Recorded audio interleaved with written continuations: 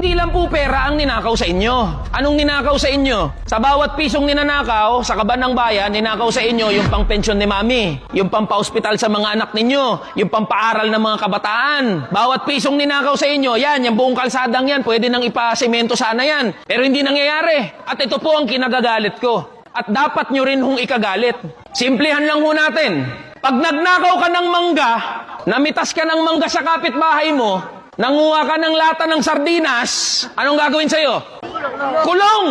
Sa presinto ka magpaliwanag. Pag nagnakaw ka ng 100 bilyong piso, anong gagawin sa'yo? Hindi, pakinggan muna natin. Imbestigahan natin. Mag-hearing muna tayo. Pagbigyan natin.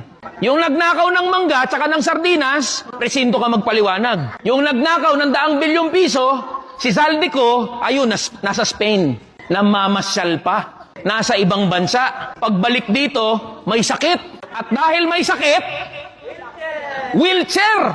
Hindi nakakulong sa kulungan. Saan nakakulong? Sa ospital o sa bahay.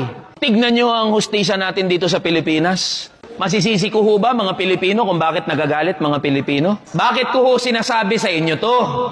Dahil dapat nyo pong malaman na hanggang ngayon, ilang linggo na ang nakaraan, wala pa ring nakukulong mula dyan sa mga nasangkot sa flood control project. At ang hinahain sa atin, walang katapusang hearing, walang katapusang pagdinig, at sa dulo nun, wala na namang makukulong.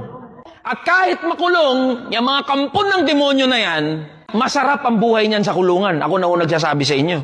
Mahirap ho ang laban doon sa loob ng House of Representatives. Ito pong sinasabi ko, marami hong nalilikhang kaaway. Dahil maraming nasasaktan.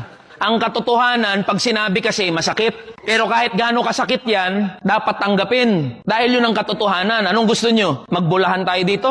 Maglokohan tayo pare-parehas dito? Humihingi rin ho kami ng tulong sa inyo. Kung kayo may Facebook, kung kayo nanonood ng balita, nagagalit kayo, pag ho kayong tumahimik, mag-post kayo, mag-share kayo, makipagmarites kayo, wala hong problema yan.